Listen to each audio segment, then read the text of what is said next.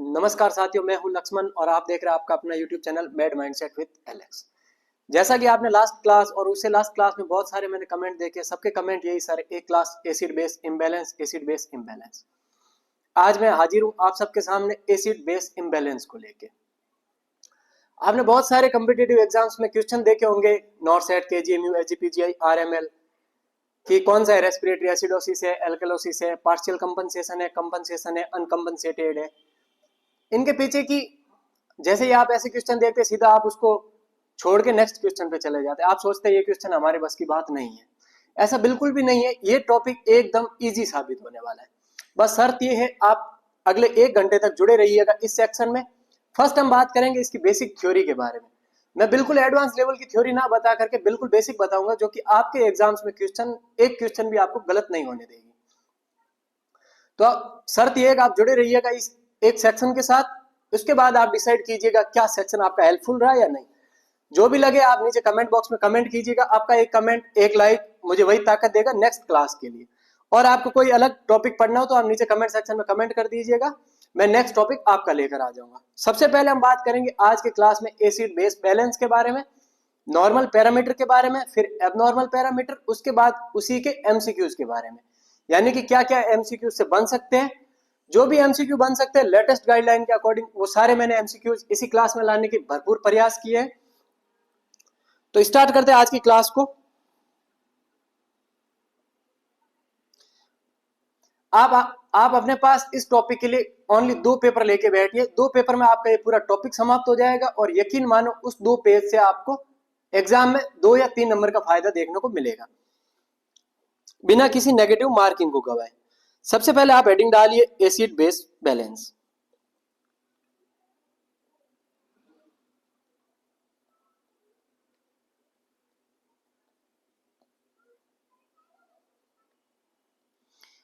जैसा कि मैं मेरी हर क्लास में बताता हूं, जो भी नाम होता है उसी नाम में उसके राज छुपे होते हैं। यानी कि जो भी टॉपिक है उसी टॉपिक में उसका नाम डिसाइड करता है टॉपिक क्या है।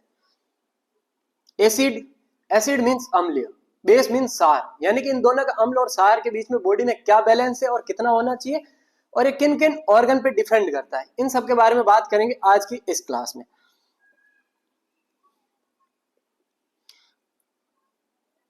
The acid base balance must be maintained by body.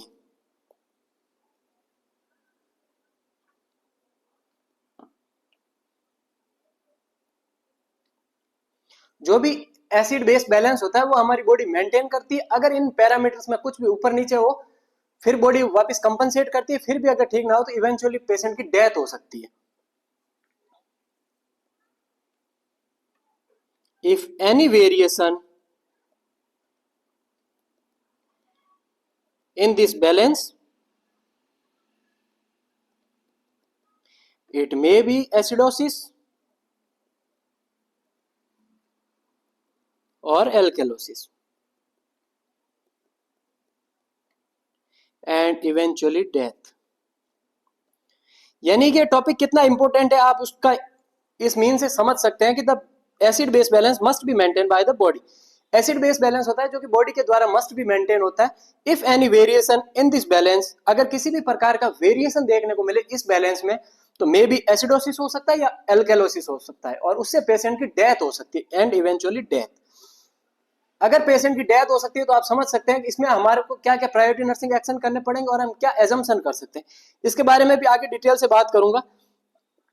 सबसे पहले मैं आपको बता दूं एसिड बेस बैलेंस हमें चेक किसमें करना है। तो उसके लिए हम एबीजी करवाते हैं, एबीजी फाइंडिंग। जैसा कि मैंने लास्ट क्लास में बताया था एबीजी के बारे में। ABG means arterial blood gases analysis.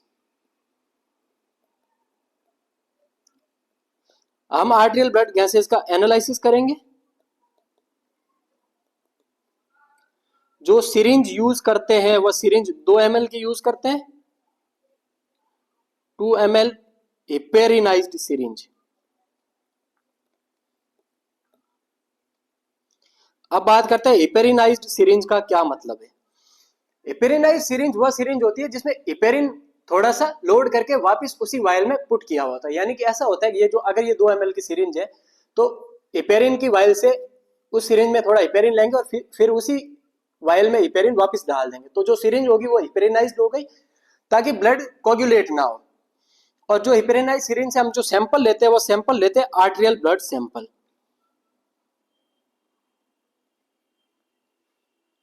Arterial blood sample. अगर मैं बात करूं जो भी हम नॉर्मल रूटीन इन्वेस्टिगेशन भेजते हैं वो हम सैंपल लेते हैं वेनस से, यानी कि हम वेन से सैंपल लेते हैं। आपने देखा होगा टोनिकेट हाथ पे अप्लाई करके जो हम सैंपल लेते हैं वो वेनस सैंपल लेते हैं और उसी को हम लैब में भेजते हैं। और जबकि आर्टेरियल एबीजी के लिए ऐसा नहीं होता। एबीजी के लिए आपने देखा होगा डॉक्टर्स को वह प्रिक करते हैं आर्टरी के अंदर। आर्टरी में means radial artery, femoral artery, brachial artery, इनको प्रिक करते हैं। आर्टरी के बारे में भी क्वेश्चन पूछा है कि प्रायोरिटी पे कौन सी आर्टरी को प्रिक किया जाए, तो प्रायोरिटी पे रेडियल आर्टरी प्रिक करते हैं। अगर मैं प्रायोरिटी की बात करूं तो प्रायोरिटी में रेडियल आर्टरी और सेकेंडरी पे femoral artery. Generally femoral artery को हम अवॉइड करते हैं due to high risk of contamination या high risk of septicaemia. Blood में इंफेक्शन होने के चांसेस बढ़ते हैं, इसी वजह से फिमोरल आर्टरी को हम प्रिक करने से बचते हैं। बात करूं रेडियल आर्टरी की, तो रेडियल आर्टरी को हम इजीली कर सकते हैं। तो ये पूछा जाता है और एंगल पूछा जाता है। एंगल आएगा 90 डिग्री। 90 डिग्री पे सिरिंज को ऐसे होल्ड करके सीधे आर्टरी में प्रिक कर देते हैं। तो जब हम एबीजी फाइंडिंग के लिए ये सैंपल एबीजी को भेज देते हैं तो जो भी रिपोर्ट आती है पैरामीटर्स की उनकी हम डिस्कस करते हैं। अगर मैं पैरामीटर की बात करूं, ये अभी तक हम बेसिक प्रीव्यू पढ़ रहे हैं, अभी तक एसिड बेस इम्बैलेंस के बारे में बात नहीं की है।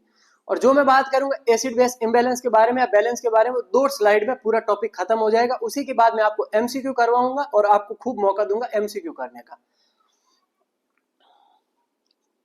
उसमें फर्स्ट नंबर पे हम देखते हैं पीएच। पीएच का मीन्स है power of hydrogen.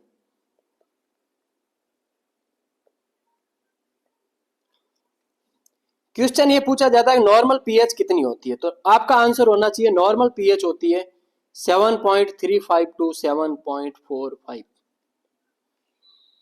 Normal blood की पीएच होती है 7.35 टू 7.45।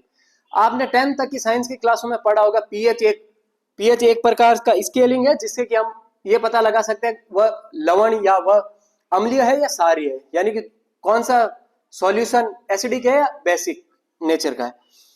अगर इसकी पीएच 7.35 से कम हो जाए तो मरीज एसिडोसिस में, अगर 7.45 से ज्यादा हो जाए तो पेशेंट एल्कलोसिस में। इसमें 7 होता है वो न्यूट्रल पॉइंट होता है। देखो ऐसा होता है पीएच स्केल में, मैं अगर बताऊं पीएच स्केल को, तो यहाँ पे पॉइंट होता है 0, यहाँ पे होता है 14 और जो बीच में पॉइंट होता है वो होता है 7। और ये 7 पॉइंट न्यूट्रल है, यानी कि अगर किसी भी सॉल्यूशन की पीएच 7 है तो इसका मीन्स उसकी पीएच न्यूट्रल है, ना कि वो एसिड है ना वो बेस है। अगर मैं बात करूं, अगर कोई सॉल्यूशन जिसकी पीएच 7 से कम की तरफ जाए तो वह आएगा एसिडिक नेचर का। समझ गए? बेसिक से समझने का प्रयास कीजिएगा। मैं चाहता तो इसको एडवांस लेवल की थ्योरी में लाकर भी समझा सकता था, सीधा स्लाइड में ऐसे ऐसे होता है, लेकिन ऐसा नहीं होगा क्योंकि आपको पता है एग्जाम्स में क्वेश्चन सॉल्व करने के लिए ना पीडीएफ काम आएगी ना पीपीटी काम आएगी, आपको याद कितना है उतना ही काम आएगा। अगर 7 से लेकर ज्यादा की तरफ जाए किसी सॉल्यूशन की पीएच तो वह एल्कलाइन को इंडिकेट करती है, यानी कि हमने पेशेंट की पीएच देखी, माना उस पेशेंट की पीएच 7.80 है एग्जाम्पल के तौर पे, तो आप क्या अनुमान लगाएंगे पेशेंट एसिडोसिस में है एल्केलोसिस में? तो आपका आंसर होना चाहिए पेशेंट एल्केलोसिस में है। अब बात करूं इसका रीजन, तो इसका रीजन ये है कि नॉर्मल पीएच 7.35 टू 7.45 है।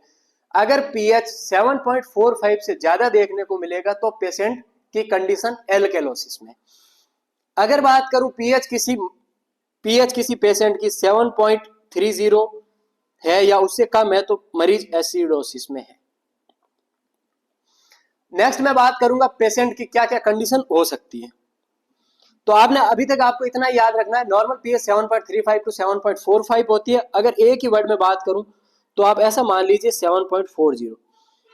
अगर 7.40 से ज्यादा आपको ब्लड की पीएच देखने को मिले तो पेशेंट एल्कलोसिस में, 7.40 से कम देखने को मिले, इवन 7.39 भी आपको देखने को मिले तो आप पेशेंट की कंडीशन एसिडोसिस है। फिलहाल आपको इतना ही याद रखना है। बात करते हैं नेक्स्ट क्वेश्चन की, नेक्स्ट पैरामीटर की। सबसे पहले हमने बात की पीएच के बारे में।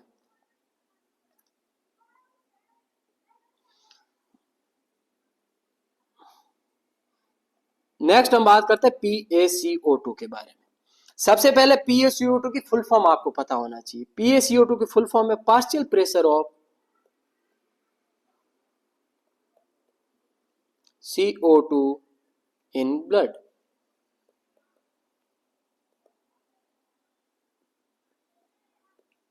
PaCO2 का means partial pressure of CO2 in the arterial blood, यानी कि आर्टेरियल ब्लड के अंदर CO2 का जो पार्शियल प्रेशर है उसी को हमने बोला PaCO2।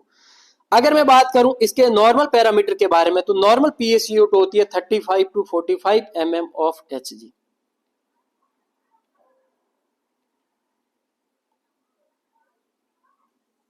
Normal PaCO2 is 35 to 45 mm of Hg। अगर मैं इसके नेचर की बात करूं तो PaCO2 का नेचर होता है एसिडिक इन नेचर। अब बात करते हैं एसिडिक कैसे होता है और क्या होता है। हमने बात करी नॉर्मल ब्लड पीएच होती है 7.35 टू 7.45 और मैंने अभी बात की नॉर्मल PaCO2 होता है 35 टू 45। अगर किसी पेशेंट का एग्जाम्पल के तौर पे मैं अगर समझाऊं, PaCO2 अगर किसी पेशेंट का 50 है तो इसका मीन्स क्या है? इसका मीन्स है पेशेंट एसिडोसिस में। CO2 carbon dioxide, carbon dioxide का खुद का नेचर एसिडिक होता है। अगर PaCO2 किसी की बढ़ा हुआ है तो इसका मीन्स उसमें CO2 का रिटेंशन है। CO2 का रिटेंशन हमें देखने को मिलता है COPD, अस्थमा, हाइपोवेंटिलेशन, इन सब कंडीशन में। नेक्स्ट मैं बात करूंगा इसके कॉज की। फिलहाल आप इतना याद रखिएगा, अगर PaCO2 45 से ज्यादा आ रहा है या 40 से ज्यादा आ रहा है तो उसका मीन्स पेशेंट एसिडोसिस में। अगर आपको एक ही रेंज पूछे तो एक ही रेंज आप याद रखिएगा 40 mm of Hg। अगर PaCO2 लेस देन 35 है इट मींस पेशेंट एल्कलोसिस में। नेक्स्ट अभी हम बात करेंगे एल्कलोसिस के क्या क्या कॉज होते हैं। अगर मरीज हाइपर वेंटिलेट कर रहा है तो वो मरीज एल्कलोसिस में जाता है क्योंकि उसमें CO2 का वॉश आउट होना स्टार्ट हो जाता है। यानी कि अगर ब्लड में CO2 ज्यादा है इसका मींस पेशेंट एसिडोसिस में। अगर ब्लड में CO2 कम है इसका मींस पेशेंट एल्कलोसिस में। नेक्स्ट बात करेंगे कौन सा हो सकता है, रेस्पिरेटरी या मेटाबॉलिक। फिर हम बात करेंगे कंपनसेशन, अनकंपनसेशन और पार्शियल कंपनसेशन। फिलहाल आप इतना याद रखिएगा, अभी तक हमने पढ़ा है नॉर्मल पीएच 7.35 टू 7.45। अगर 7.40 से आपको ज्यादा पीएच देखने को मिले इसका मींस पेशेंट एल्कलोसिस में। अगर पीएच 7.40 से कम देखने को मिला इसका मींस पेशेंट एसिडोसिस में। नेक्स्ट मैंने बात की PaCO2 के बारे में। PaCO2 अपने आप में एसिडिक नेचर की। नॉर्मल PaCO2 होती है आपकी 35 टू 45 mm of Hg। अगर 45 mm of Hg से ज्यादा है इट मींस पेशेंट एसिडोसिस में। अगर कम है इट मींस एल्कलोसिस में, क्योंकि PaCO2 का खुद का नेचर एसिडिक इन नेचर है। उम्मीद करता हूं इतना तो समझ में आ ही गया होगा। अगर इतना भी समझ में नहीं आया तो क्लास को वापस से देखो, इसका एक ही सॉल्यूशन है। पर यकीन मानो मेरे दोस्त, जब ये क्लास खत्म होगी तब तक आप एसिड बेस इम्बैलेंस या बैलेंस के बारे में मास्टर बन चुके होंगे। आप जैसे क्वेश्चन देखेंगे सीधा आप उसको आंसर देने का प्रयास करेंगे बिना कोई पेन कॉपी उठाए। सीधा आप देखेंगे अच्छा इस पैरामीटर कम हो रहा है इसका ये आंसर होगा, ये ज्यादा हो रहा है इसका ये आंसर होगा। नेक्स्ट हम एक चीज और देखते हैं, हम चीज देखते हैं PaO2। PaO2 होता है partial pressure of oxygen in blood.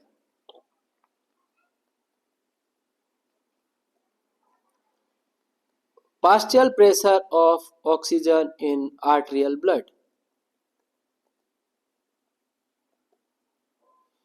अगर मैं नॉर्मल PaO2 की बात करूं तो नॉर्मल PaO2 होता है 80 to 100 mm of Hg। ये आप याद रखिएगा, normal PaO2 is 80 to 100 mm of Hg।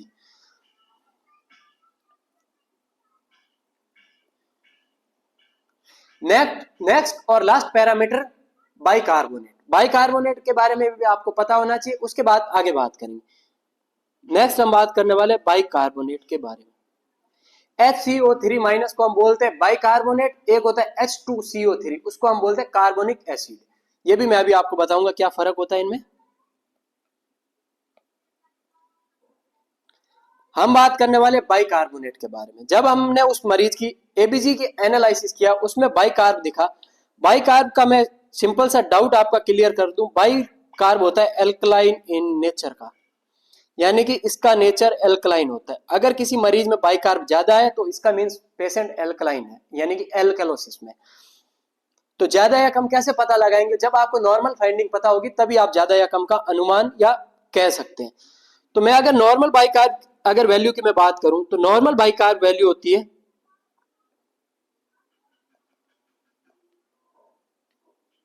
22 to 27 milliequivalent per litre. Normal bicarb जो ब्लड में होता है वो होता है 22 to 27, यानी कि 22 से 27 milliequivalent per litre bicarb होता है। अगर बाइकार्ब मोर देन 27 है इट मींस पेशेंट एल्केलोसिस में, क्योंकि बाइकार्ब अपने आप में एल्कलाइन नेचर का होता है। अगर किसी में बाइकार्ब लेस देन 22 है इट मींस पेशेंट एसिडोसिस में है, यानी कि बाइकार्ब अगर कम है इसका मींस पेशेंट एसिडोसिस में, अगर बाइकार्ब बढ़ा हुआ इट मींस पेशेंट एल्केलोसिस में। ये फाइंडिंग आप इतनी याद रखने का कष्ट कीजिएगा। एक और चीज पूछी जाती है,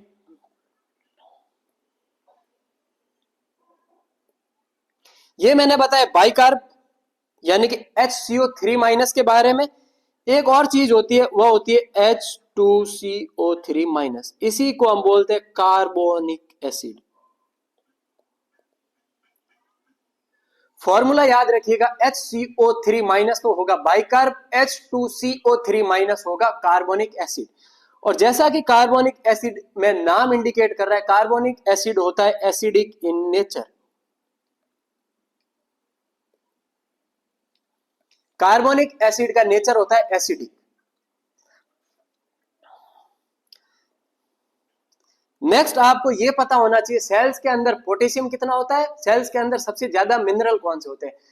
मोस्ट कॉमन आपको कौन सा मिनरल ज्यादा देखने को मिलेगा? Cation, anion, anion, cation. इन सब के बारे में अगर मैं बात करूं, मॉलिक्यूल्स की अगर मैं बात करूं, इंट्रासेल्यूलर और एक्स्ट्रा सेल्यूलर।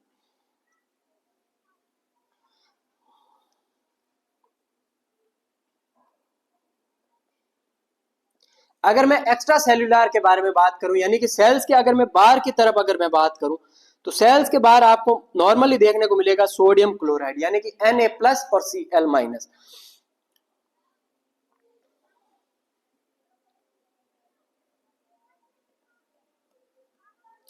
जो जिस मॉलिक्यूल्स के ऊपर नेगेटिव चार्जेज होते हैं वह होता है एनायन, और जिसके ऊपर पॉजिटिव चार्ज होता है वह होता है कैटायन। यानी कि एक्स्ट्रा सेल्यूलर में आपको जो मोस्ट कॉमन कैटायन देखने को मिलेगा वह होता है सोडियम, और जो मोस्ट कॉमन एनायन आपको देखने को मिलेगा वह होता है क्लोराइड। ये समझ गए। और नेक्स्ट मैं बात करूं अगर इंट्रासेल्यूलर के बारे में, अगर इंट्रासेल्यूलर के बारे में बात करूं तो इंट्रासेल्यूलर अंदर होता है सेल्स के अंदर मैक्सिमम कैटायन होता है पोटेशियम, और मैक्सिमम एनायन होता है फॉस्फेट।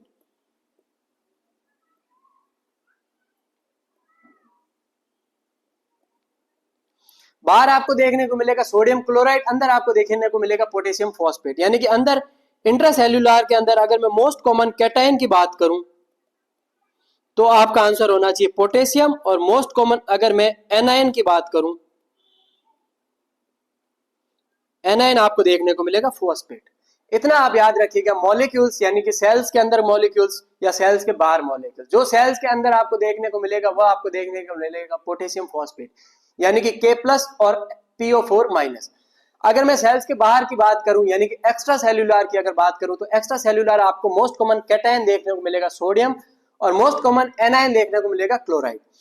जिसके ऊपर पॉजिटिव चार्जेज होता है वह होता है कैटायन, यानी कि पॉजिटिव यानी कि जिसमें ऊपर धनात्मक चार्ज होता है वह कैटायन की श्रेणी में होता है, और जिसके ऊपर नेगेटिव चार्जेज होता है यानी कि ऋणात्मक चार्जेज होता है वह एनायन होता है। ये इतना सा फंडा आप याद रखिएगा। नेक्स्ट क्वेश्चन ये पूछा जाता है पोटेशियम के रिगार्डिंग कि अगर पेशेंट एसिडोसिस में है तो क्या इसमें हाइपरकैलेमिया देखने को मिलेगा या हाइपोकैलेमिया, या मरीज एल्कैलोसिस में तो उसमें पोटेशियम के वैल्यू में क्या डिफरेंस आपको देखने को मिलेगा। तो नेक्स्ट आप लिखिएगा potassium affect on acid base imbalance.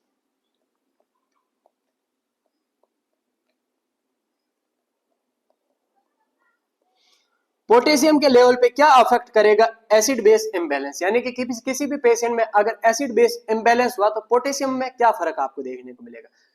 Potassium का सेंस ये है अगर कोई मरीज रेस्पिरेटरी एसिडोसिस में जा रहा है तो उसमें हाइपरकैलेमिया देखने को मिलता है, तो क्यों देखने को मिलता है। अगर मैं बात करूं if patient on acidosis,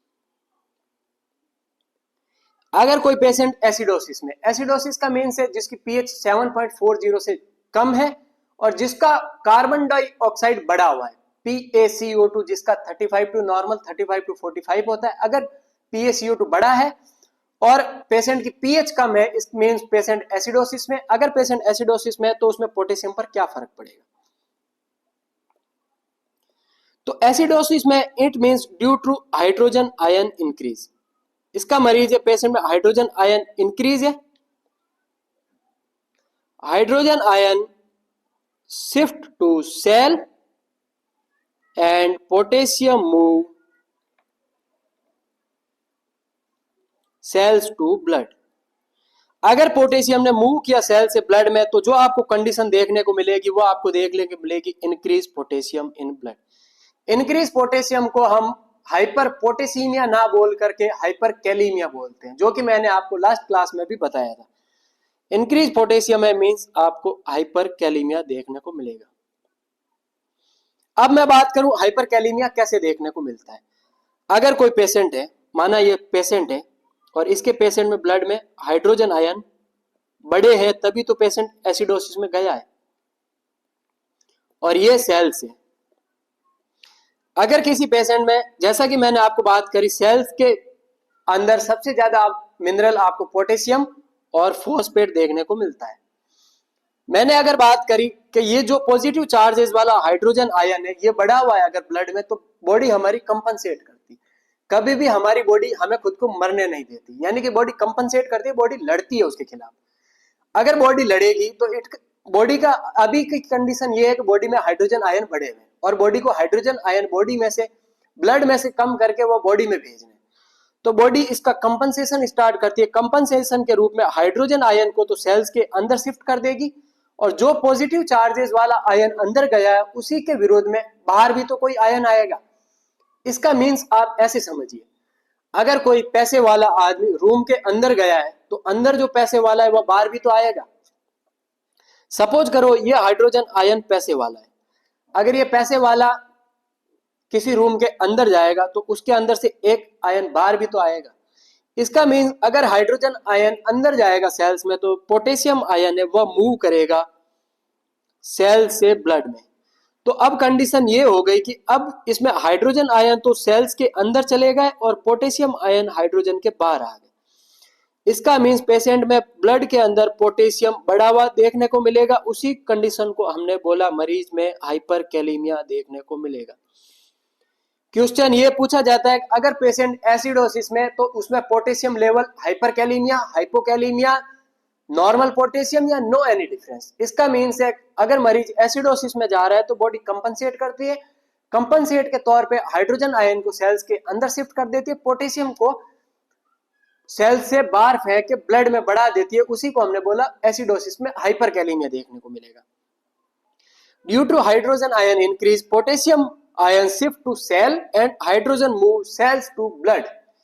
Increase potassium level is condition hyperkalemia. अगर मरीज एसिडोसिस में है तो उसे हाइपरकैलेमिया देखने को मिलेगा।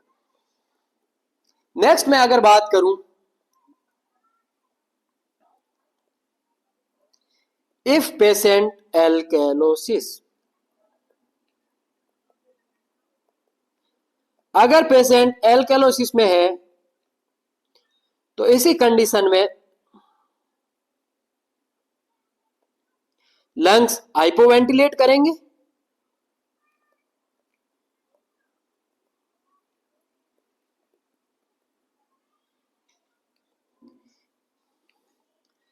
अगर पेशेंट एल्कलोसिस में होता है तो लंग्स में, जैसे ही पेशेंट अगर एल्कलोसिस में जाएगा तो लंग्स हाइपोवेंटिलेट करते हैं और पीएच को नॉर्मल लेके आ जाते हैं। यह कंडीशन नॉर्मली आपको देखने को मिलेगी। फिलहाल आप इसको ना पढ़ करके आप ऐसे याद रखिएगा पोटेशियम पे आप असर पड़े, उसके बाद मैं इस कंसेप्ट को समझाता हूं।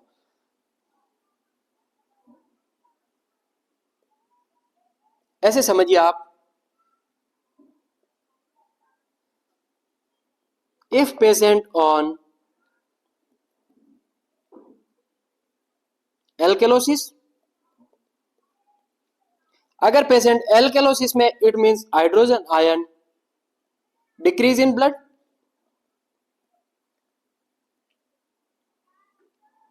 Hydrogen ion move cells to blood and potassium move blood to cells। जैसा कि मैंने अभी बात की कि ये दोनों अपोजिशन में काम करते हैं, blood to cells. It means आपको देखने को मिलेगा डिक्रीज पोटेशियम, डिक्रीज पोटेशियम की वजह से आपको देखने को मिलेगा हाइपोकैलीमिया। बात करूं इस कंसेप्ट की, तो ये कंसेप्ट ये कहना चाह रहा है इफ पेशेंट ऑन एल्कलोसिस, यानी कि पेशेंट अगर एल्कलोसिस में, एल्कलोसिस मींस हाइड्रोजन आयन अगर ब्लड के अंदर कम है तो हाइड्रोजन मूव करेगा सेल्स टू ब्लड के अंदर। एल्कोलिसिस की कंडीशन में ये होता है अगर ये ब्लड वेसल्स है और ये आपकी सेल है, एल्कोलिसिस में जो हाइड्रोजन आयन से ब्लड के अंदर ज्यादा होना चाहिए वो ज्यादा ना होकर के कम होते हैं, और यहां पे पोटेशियम आपको पहले ज्यादा था। अब कंडीशन है एल्केलोसिस की, ये कंडीशन है एल्केलोसिस। तो एल्केलोसिस में हाइड्रोजन आयन सेल्स के अंदर ज्यादा है, तो ये हाइड्रोजन आयन मूव करेंगे सेल से लेके ब्लड में, तभी तो बॉडी कंपनसेट कर रही है। बॉडी कंपनसेट कर रही है यानी कि उसके विरोधाभास प्रकट कर रही है। विरोधाभास में हाइड्रोजन आयन मूव करेंगे सेल से ब्लड में, तो इसी के विरोधाभास में पोटेशियम जाएगा ब्लड से सेल में। इसी वजह से आपको देखने को मिलेगा डिक्रीज पोटेशियम इन ब्लड, और इसी कंडीशन को हमने बोला हाइपोकैलीमिया। अगर ब्लड में पोटेशियम कम है इट मींस हाइपोकैलीमिया। यानी कि एसिडोसिस में आपको देखने को मिलेगा हाइपरकैलीमिया। एसिडोसिस में मींस है जिसमें पीएच मरीज की कम है, तो जिसकी पीएच कम है उसमें पोटेशियम ज्यादा है, और जिसकी पीएच ज्यादा है उसमें पोटेशियम कम है। इसका सिंपल सा फॉर्मूला आप इतना याद रखिएगा, pH is inversely proportional to potassium. ये मैं आपको ये कंसेप्ट समझाने का भरपूर प्रयास कर रहा था। अगर आपको ये पिछली 4 स्लाइडों की रामायण याद नहीं रहे तो कोई बात नहीं, सिंपल सा याद आप रखिएगा, pH inversely proportional to potassium. अगर किसी पेशेंट में पीएच ज्यादा है तो उसमें पोटेशियम आपको कम देखने को मिलेगा। पीएच ज्यादा कब होती है? जब मरीज में पीएच ज्यादा कब होती है? जब मरीज एल्कलोसिस में हो। अगर एल्कलोसिस में तो इट मींस हाइपोकैलीमिया देखने को मिलेगा। अगर पीएच कम है यानी कि पेशेंट एसिडोसिस में, एसिडोसिस में आपको हाइपरकैलीमिया देखने को मिलेगा। यह था सिंपल सा फंडा।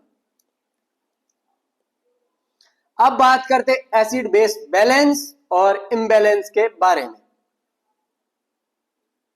वो हमने पढ़ा नॉर्मल एसिड बेस बैलेंस के बारे में। अब आप हेडिंग डालिए acid base imbalance. Competitive exams के क्वेश्चन बनते हैं एसिड बेस इम्बैलेंस के रिगार्डिंग। उम्मीद करता हूं आपको मेरी क्लासेस समझ में आ रही होगी, अच्छे से आप पढ़ रहे होंगे।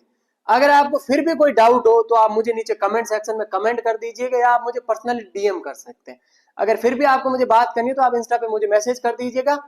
मेरा भरपूर प्रयास रहेगा कि मैं आपको जल्दी से जल्दी रेस्पॉन्ड करूं। अब हम बात करते हैं एसिड बेस इम्बैलेंस के बारे में। एसिड बेस इम्बैलेंस में 4 कंडीशन हम पढ़ेंगे। 4 कंडीशन में हम सबसे पहले पढ़ेंगे रेस्पिरेटरी एसिडोसिस। नेक्स्ट मैं बात करूंगा रेस्पिरेटरी एल्केलोसिस। नेक्स्ट मैं बात करूंगा मेटाबॉलिक एसिडोसिस, एंड लास्ट हम बात करेंगे मेटाबॉलिक एल्केलोसिस।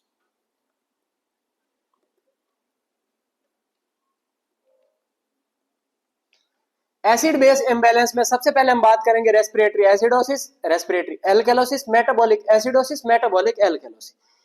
चार कंसेप्ट आपको याद होते ही ये टॉपिक पूरा आपका कवर हो जाएगा।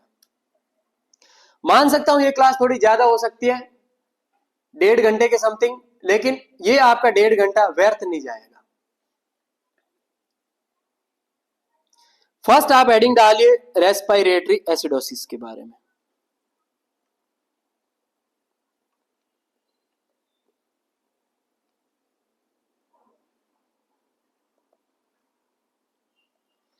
अगर मैं बात करूं रेस्पिरेटरी एसिडोसिस के बारे में, तो रेस्पिरेटरी एसिडोसिस में जो आपको वैल्यू देखने को मिलेगी उसमें पीएच, एसिडोसिस में पीएच आपको इंक्रीज देखने को डिक्रीज देखने को मिलती है, एसिडोसिस में पीएच आपको डिक्रीज देखने को मिलेगी। जैसा कि मैंने बात की रेस्पिरेटरी के बारे में, तो रेस्पिरेटरी में आपको PaCO2 बढ़ा हुआ देखने को मिलेगा,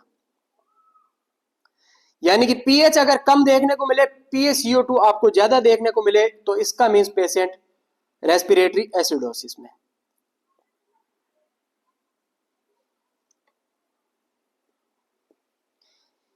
या तो ऐसा कर सकते हैं हम, इन 4 कंडीशन को पढ़ने से पहले मैं आपको एक और चीज बताऊं, एसिडोसिस एल्केलोसिस, जो कि मैंने अभी आपको लास्ट क्लास में बताया। सबसे पहले हमें पीएच देखनी है, उसके बाद हमें PaCO2 देखना है, उसके बाद हमें बाइकार्ब देखना है।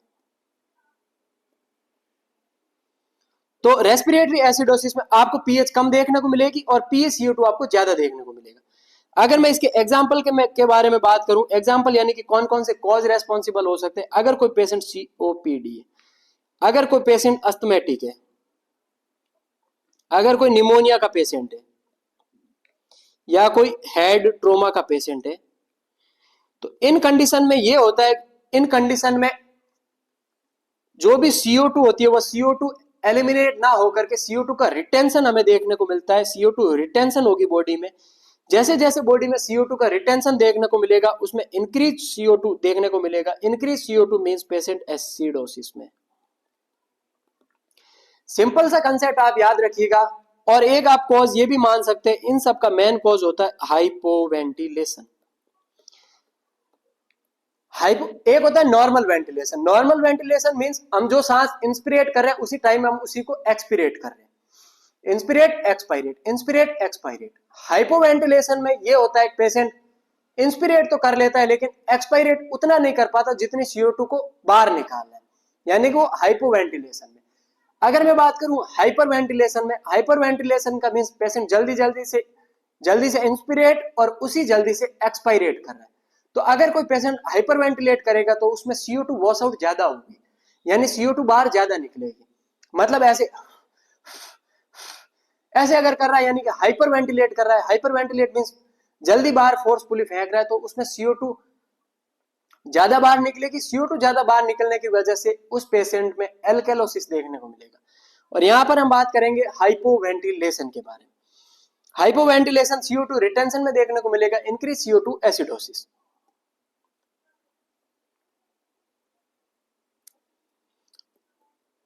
ये थी एक condition respiratory acidosis. Respiratory acidosis mean जिसमें पीएच कम हो और PaCO2 ज्यादा हो। इतना सा ये आपको लाइन अच्छे से याद रखनी है। नेक्स्ट आप हेडिंग डालिए रेस्पिरेटरी एल्केलोसिस।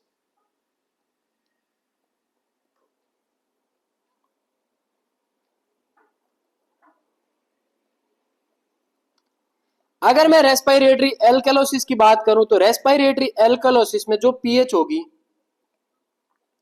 वो आपको इंक्रीज देखने को मिलेगी और जो PaCO2 है वो आपको डिक्रीज देखने को मिलेगा। इसका जस्ट उल्टा है। रेस्पिरेटरी एसिडोसिस में पीएच कम हो रही थी, रेस्पिरेटरी एल्केलोसिस में पीएच ज्यादा हो रही। रेस्पिरेटरी एसिडोसिस में PaCO2 ज्यादा हो रहा था, रेस्पिरेटरी एल्केलोसिस में PaCO2 कम हो रहा है। अगर पीएच इंक्रीज है और PaCO2 डिक्रीज है तो उस कंडीशन को हम बोलते हैं रेस्पिरेटरी एल्केलोसिस। अगर इसके मैं कॉज के बारे में बात करूं तो वो सारे कॉज जिसमें मरीज हाइपर वेंटिलेट कर सकता है। अब मैं बात करूं हाइपर वेंटिलेट किन किन कंडीशन में करता है, यानी कि आप सिंपल सा याद रखिएगा, ऐसे सारे कॉज जिसमें मरीज हाइपर वेंटिलेशन कर सकता है। Hyperventilation means hyperventilation hyperventilation means वह सारे कॉज जिसमें पेशेंट अगर हाइपरवेंटिलेट कर सकता है। हाइपरवेंटिलेशन का मीन्स है अगर कोई पेशेंट एंजाइटी है, किसी पेशेंट को अगर फीवर है, कोई पेशेंट पहाड़ों पर गया है हाई एल्टीट्यूड, कोई पेशेंट को अगर स्ट्रेस है, किसी भी प्रकार का अगर पेन है, तो पेशेंट हाइपरवेंटिलेट करता है, यानी कि जोर जोर से सांस लेगा, ऐसे हाँपेगा। अगर सांस को बाहर फेंक रहा है, इट मींस CO2 का वॉश आउट ज्यादा हो रहा है, CO2 एक्सक्रीट आउट ज्यादा हो रही है और पेशेंट में CO2 कम देखने को मिलेगी, PaCO2 कम देखने को मिलेगा। हाइपरवेंटिलेशन की वजह से पेशेंट रेस्पिरेटरी एल्कलोसिस में जाएगा। एक कंडीशन और होती है प्रेगनेंसी। प्रेगनेंसी में ये आप स्टेटमेंट लिख लीजिएगा, pregnancy is a state of hyperventilation.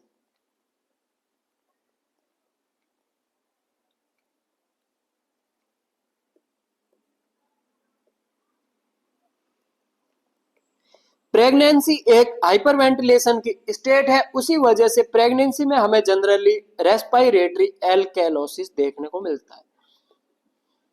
ये आप पॉइंट हाईलाइट बनाकर लिखने का कष्ट कीजिएगा क्योंकि इसका क्वेश्चन एग्जाम्स में पूछा गया है। Pregnancy is a state of hyperventilation. Pregnancy में जो ग्रेविड यूट्रस होता है वह ऊपर डायफ्राम को कंप्रेस करता है। जैसे ही डायफ्राम को कंप्रेस करेगा तो उसमें हाइपरवेंटिलेशन देखने को मिलेगा और प्रेगनेंसी की एक कंडीशन रेस्पिरेटरी एल्कलोसिस की कंडीशन है। ये था रेस्पिरेटरी एल्कलोसिस, यानी कि रेस्पिरेटरी के अंदर हम दोनों ये चीज पढ़ चुके हैं, रेस्पिरेटरी के अंदर एसिडोसिस कैसे होगा और एल्कलोसिस कैसे होगा। नेक्स्ट हम बात करेंगे मेटाबॉलिक के बारे में, यानी कि मेटाबॉलिक एसिडोसिस कैसे होगा और मेटाबॉलिक एल्कलोसिस कैसे होगा। तो थर्ड नंबर पे आप हेडिंग डालिएगा मेटाबॉलिक एसिडोसिस।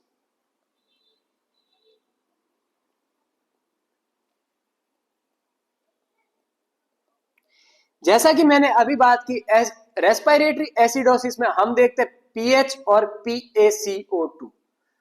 पीएच और PaCO2 को देखने के बाद अगर हमें मेटाबॉलिक पैरामीटर देखना है तो मेटाबॉलिक पैरामीटर में हम देखते हैं पीएच और बाइकार्ब, यानी कि हम देखेंगे पीएच और बाइकार्ब। अगर मैं मेटाबॉलिक एसिडोसिस की बात करूं तो इसमें पीएच हमें देखने को मिलेगी कम और बाइकार्ब भी हमें कम देखने को मिलेगा, यानी कि अगर पेशेंट की पीएच 7.35 नॉर्मली 7.35 से 7.45 होती है, अगर pH less than 7.40 it means patient acidosis में। अगर patient bicarb normally 22 to 27 milliequivalent per litre होता है, अगर इसका बाइकार्ब 22 से कम है मिली इक्विवेलेंट पर लीटर से, तो इसका मींस पेशेंट मेटाबॉलिक एसिडोसिस में। नेक्स्ट मैं अगर बात करूं कॉजेज के बारे में, मेटाबॉलिक एसिडोसिस के अगर मैं कॉजेज के बारे में बात करूं, अगर कोई पेशेंट को डायरिया है, diabetes mellitus, diabetic ketoacidosis,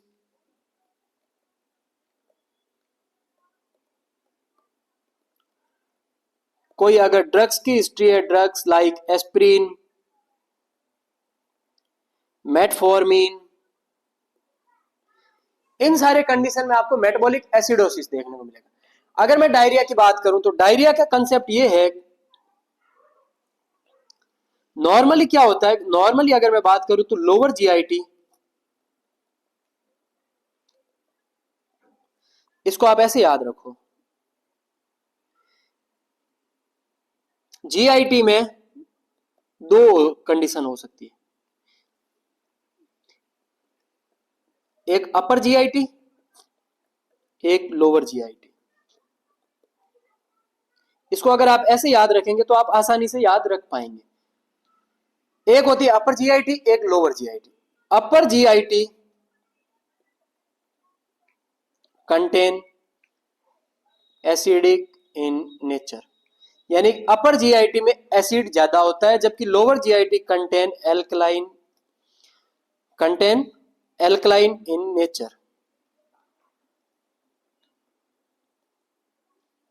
lower GIT alkaline nature का होता है, upper GIT acidic in nature का होता है। अगर अपर जीआईटी में, upper GIT means upper GIT यानी कि स्टोमक में, जैसा कि आपने देखा होगा स्टोमक में हाइड्रोक्लोरिक एसिड HCl होता है, तो एसिडिक इन नेचर का होता है, lower GIT alkaline in nature का होगा। इफ अपर जीआईटी का अगर आपको लॉस देखने को मिले, अपर जीआईटी का फ्लूइड का अगर लॉस हो, फॉर एग्जांपल अगर किसी को वॉमिटिंग वगैरह हो, तो आपको उस कंडीशन में मरीज में देखने को मिलेगा मेटाबॉलिक एल्केलोसिस।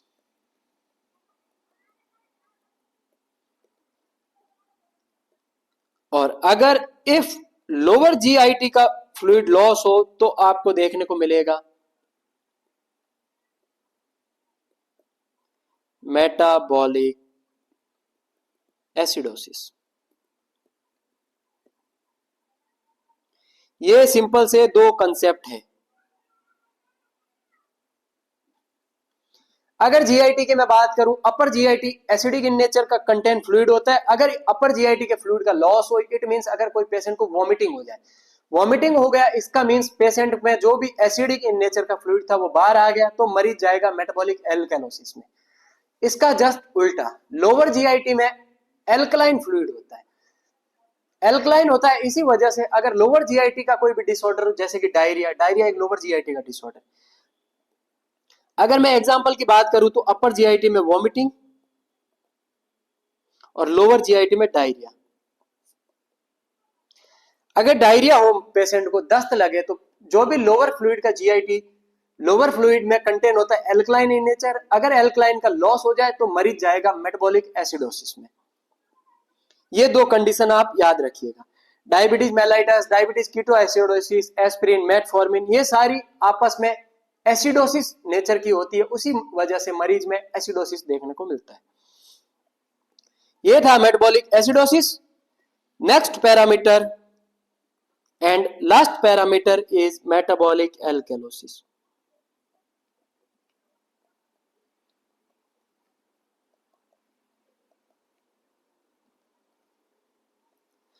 अगर मैं मेटाबॉलिक एल्कलोसिस की अगर बात करूं तो मेटाबॉलिक एल्कलोसिस में आपको पीएच ज्यादा देखने को मिलेगी और बाइकार्ब भी आपको ज्यादा देखने को मिलेगा।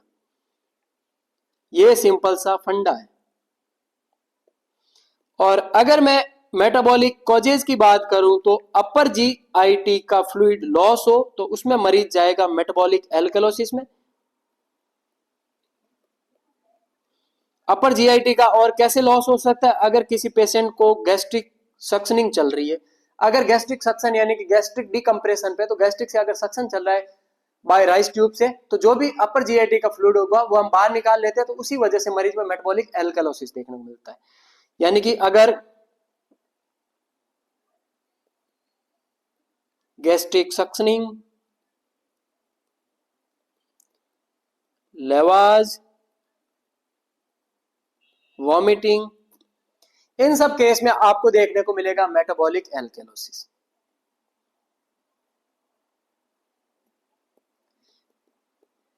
हमने पढ़ी है अभी तक चार चीजें, respiratory acidosis, respiratory alkalosis, metabolic acidosis and metabolic alkalosis. उसके बाद में हम बात करते हैं कुछ रिजल्ट्स के बारे में, रिजल्ट्स की फाइंडिंग। उसके बाद में बात करूंगा सीधे एमसीक्यू पे बिना कोई देरी किए।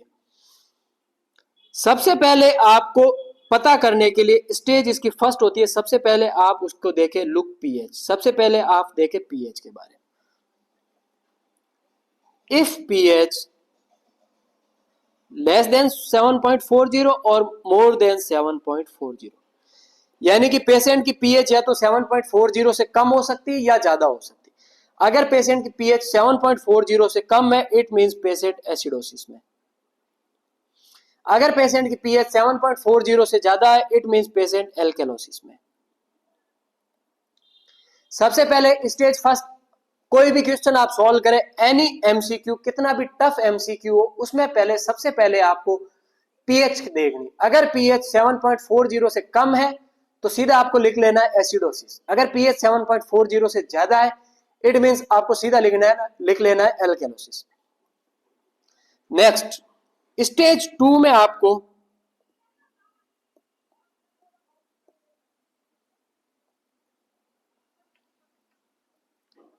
देखना है, लुक PaCO2। फर्स्ट आपने पीएच देख ली, सेकंड आपको देखना है PaCO2 यानी कि partial pressure of CO2 in the arterial blood. जैसा कि मैंने नॉर्मली बात की, normally 35 to 45 milliequivalent per litre होता है। अगर PaCO2 इंक्रीज है तो इसका मीन्स पेशेंट एसिडोसिस में, या आपको PaCO2 डिक्रीज देखने को मिल सकती है, इट मीन्स पेशेंट एल्केलोसिस में। अगर मैं बात करूं PaCO2 इंक्रीज है तो आपको PaCO2 इंक्रीज है, इट मींस पेशेंट एसिडोसिस में। जब पेशेंट एसिडोसिस में तो आपको पीएच यहां पे कम देखने को मिलेगी। अगर पेशेंट की PaCO2 कम है यानी कि पेशेंट एल्केलोसिस में, तो आपको उस मरीज की पीएच ज्यादा देखने को मिलेगी। ये दो कंपोनेंट है रेस्पिरेटरी के, समझ गए। मैंने रेस्पिरेटरी एसिडोसिस में ये बोला कि PaCO2 ज्यादा देखने को मिलेगी और पीएच आपको कम देखने को मिलेगी, और रेस्पिरेटरी एल्केलोसिस में ये बोला था कि PaCO2 कम देखने को मिलेगी और पीएच आपको ज्यादा देखने को मिलेगी। इतना सा सिंपल सा फंडा आप याद रखिएगा। नेक्स्ट बात करूं स्टेज थर्ड की। स्टेज थर्ड की अगर मैं बात करूं तो थर्ड नंबर पे आपको देखना है बाइकार्ब। फर्स्ट आपको देखना है पीएच, सेकंड आपको देखना है PaCO2 और थर्ड आपको देखना है बाइकार्ब। बाइकार्ब अगर बढ़ा हुआ है, बाइकार्ब अगर बढ़ा हुआ है, इसका मींस पेशेंट एल्केलोसिस में। अगर पेशेंट बाइकार्ब बढ़ा हुआ है, इसका मींस उसमें पीएच भी बढ़ी हुई आएगी। अगर पेशेंट में बाइकार्ब कम है यानी कि पेशेंट एसिडोसिस में, तो उस मरीज में पीएच भी कम आएगी। ये दोनों पैरामीटर है मेटाबॉलिक के, समझ गए। अगर पेशेंट मेटाबॉलिक एसिडोसिस में है तो उसमें बाइकार्ब कम देखने को मिलेगा और पीएच भी कम देखने को मिलेगी। अगर पेशेंट मेटाबॉलिक एल्केलोसिस में है, इसका मींस पेशेंट में बाइकार्ब भी ज्यादा देखने को मिलेगा, पीएच भी ज्यादा देखने को मिलेगी। क्या समझे आप इस चीज से? सिंपल सा आपने अभी तक ये समझा कि अगर कोई पेशेंट रेस्पिरेटरी है तो हमें उसमें देखनी पीएच और PaCO2। इसमें दो कंडीशन हो सकती, या पेशेंट एसिडोसिस में होगा या पेशेंट रेस्पिरेटरी एल्केलोसिस में होगा। अगर पेशेंट रेस्पिरेटरी एसिडोसिस में तो उस मरीज में पीएच कम देखने को मिलेगी और PaCO2 आपको ज्यादा देखने को मिलेगी। अगर पेशेंट रेस्पिरेटरी एल्केलोसिस में है, इसका मीन्स पेशेंट में पीएच ज्यादा देखने को मिलेगी और PaCO2 आपको कम देखने को मिलेगा। ये रेस्पिरेटरी। नेक्स्ट अगर मैं बात करूं मेटाबॉलिक के बारे में, तो मेटाबॉलिक की अगर मैं बात करूं तो आपको देखना है पीएच एंड बाइकार्बोनेट।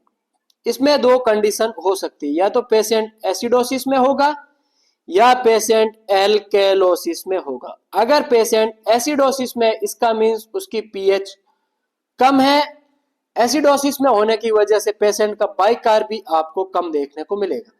अगर पेशेंट एल्केलोसिस में है तो उसकी पीएच आपको ज्यादा देखने को मिलेगी और बाइकार्ब वैल्यू भी आपको ज्यादा देखने को मिलेगी।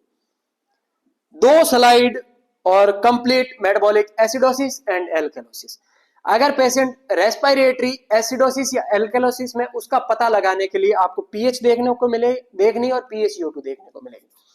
अगर एसिडोसिस में तो आपको पीएच कम देखने को मिलेगी और PaCO2 ज्यादा देखने को मिलेगा। अगर रेस्पिरेटरी एल्केलोसिस में, इसका मींस पीएच ज्यादा देखने को मिलेगी और PaCO2 आपको कम देखने को मिलेगा। मेटाबॉलिक की अगर मैं पैरामीटर की बात करूं तो आपको देखना है पीएच और बाइकार्ब। सबसे पहले अगर पीएच आपने देखा, पीएच अगर कम है, बाइकार्ब में अगर कम है, इस मींस पेशेंट मेटाबॉलिक एसिडोसिस में। अगर पेशेंट मेटाबॉलिक एल्केलोसिस में तो आपकी उसकी पीएच ज्यादा देखने को मिलेगी और बाइकार्ब वैल्यू भी आपको ज्यादा देखने को मिलेगी। एक हम फॉर्मूला यूज करते रोम। ये फॉर्मूला आपको हेल्प करेगा एसिडोसिस और एल्केलोसिस की पहचान करने में। ROME means respiratory, O means opposite, M means metabolic, E means equal. Respiratory opposite, metabolic equal, यानी कि रेस्पिरेटरी में दोनों वैल्यू आपको अपोजिट देखने को मिलेगी। ये देख रहे हैं पीएच और पीएसयू2 दोनों आपको अपोजिट देखने को मिलेगा, यानी कि एक कम हो रहा है तो दूसरा बढ़ रहा है, दूसरा बढ़ रहा है तो तीसरा कम हो रहा है, यानी कि रेस्पिरेटरी में अपोजिट वैल्यू देखने को मिलती है, जबकि मेटाबॉलिक के अंदर इक्वल वैल्यू देखने को मिलती है। मेटाबॉलिक में आपको देखने को मिलेगा अगर पीएच कम हो रही है तो बाइकार्ब भी कम होगा, अगर मेटाबॉलिक एल्कलोसिस से पीएच ज्यादा हो रही है तो बाइकार्ब भी ज्यादा होगा, यानी कि पीएच कम है तो बाइकार्ब भी कम है, यानी कि इक्वल आपको देखने को मिल रहा है। और एल्कलोसिस में पीएच ज्यादा है तो बाइकार्ब भी आपको ज्यादा देखने को मिलेगा। तो मेटाबॉलिक में आपको इक्वल वैल्यू देखने को मिलेगी और रेस्पिरेटरी में अपोजिट वैल्यू देखने को मिलेगी। अपोजिट मींस एक कम हो रहा है तो दूसरा बढ़ रहा है, और मेटाबॉलिक में दोनों इक्वल, यानी कि एक कम हो रहा है तो दूसरा भी कम हो रहा है, एक बढ़ रहा है तो दूसरा भी बढ़ रहा है। ये थी 4 चीजें।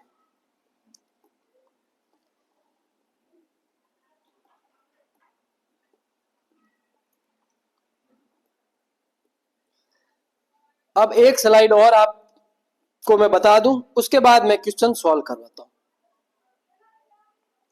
एक चीज और पूछी जाती है, आपको कैसे पता चलेगा कंपनसेशन है, अनकंपनसेशन है या पार्शियली कंपनसेटेड है, तो उसको आप याद रखिएगा ऐसे।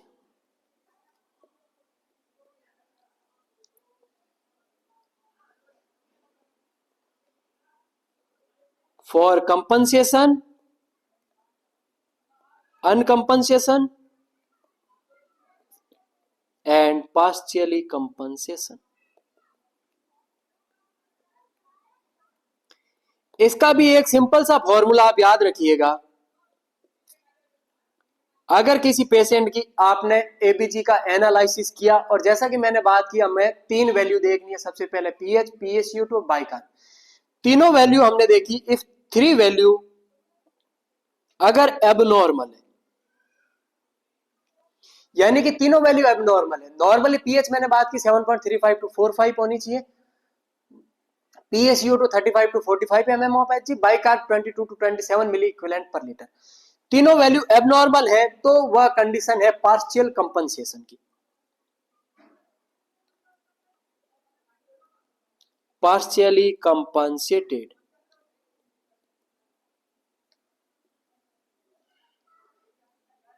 अगर पीएच नॉर्मल है, यानी कि पीएच 7.35 टू 7.45 के अंतर्गत है, इसका मीन्स बॉडी कंपनसेट कर रही है, तो वह आपको मिलेगा कंपनसेटेड या कंपनसेशन। अगर पेशेंट की पीएच एबनॉर्मल है और कोई एक वैल्यू, या ऐसे याद रख सकते हैं बाइकार्ब या CO2, इन दोनों में से अगर कोई एक वैल्यू एबनॉर्मल है तो वह कंडीशन आपको देखने को मिलेगी अनकंपनसेशन। इसको आप नेक्स्ट स्लाइड में लिख लीजिए, शायद आपको दिख नहीं रहा होगा नीचे की वजह से। मैं नहीं चाहता एक भी टॉपिक आपका मिस हो।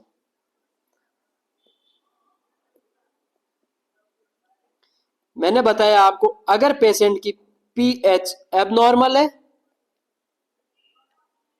या कोई एक वैल्यू यानी कि बाइकार्ब हो सकती है या PaCO2 हो सकता है, वो अगर एबनॉर्मल है, इट मीन्स पेशेंट है अनकंपनसेशन।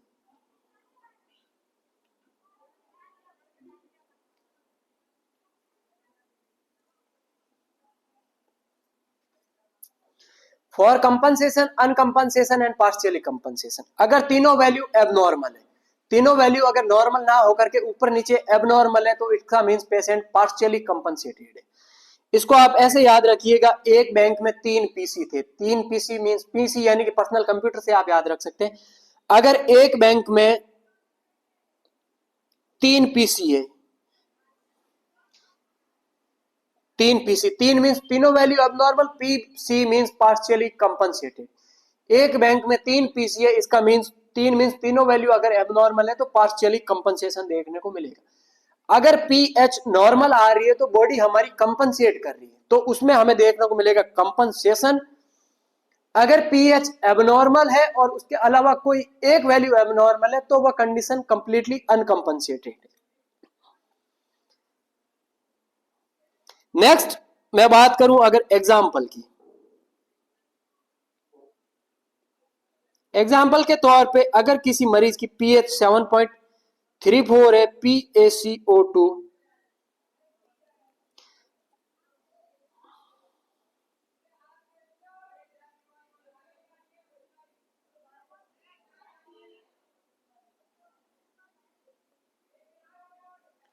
अगर मैं एग्जाम्पल की बात करूं, अगर किसी पेशेंट की पीएच है 7.39, PaCO2 है 49, बाइकार्ब है 22, इसमें आप पहले तो आपको यह बताना है एसिडोसिस या एल्केलोसिस है। जैसा कि मैंने बात की,